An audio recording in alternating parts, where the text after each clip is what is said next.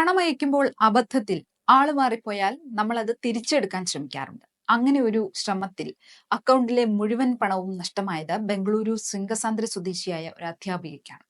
മകന്റെ അക്കൗണ്ടിലേക്ക് 2360 രൂപ ട്രാൻസ്ഫർ ചെയ്തു കൊടുക്കാൻ ശ്രമിച്ചപ്പോഴാണ് അബദ്ധമുണ്ടായത്.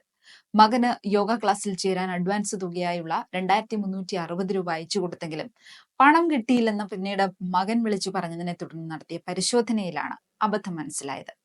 മനോജ് എന്നയാൾക്കാണ് പണം അബദ്ധത്തിൽ ലഭിച്ചത്.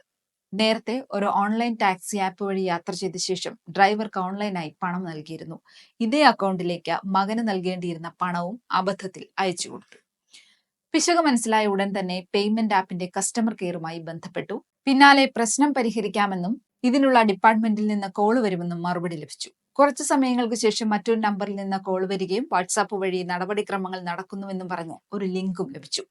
ഈ ലിങ്കിൽ ക്ലിക്ക് ചെയ്തതോടെ ഫോണിൽ ഒരു ആപ്ലിക്കേഷൻ ഇൻസ്റ്റാൾ ആയി. ഇതിനുശേഷം തട്ടിപ്പുകാർക്ക് ഫോണിന്റെ നിയന്ത്രണം ലഭിക്കുകയും അക്കൗണ്ടിൽ ഉണ്ടായിരുന്ന 84,360 രൂപ തട്ടിയെടുക്കുകയും ചെയ്തു. തുടർന്നാണ് ബാങ്കിനെ സമീപിച്ച് പരാതി നൽകിയത്.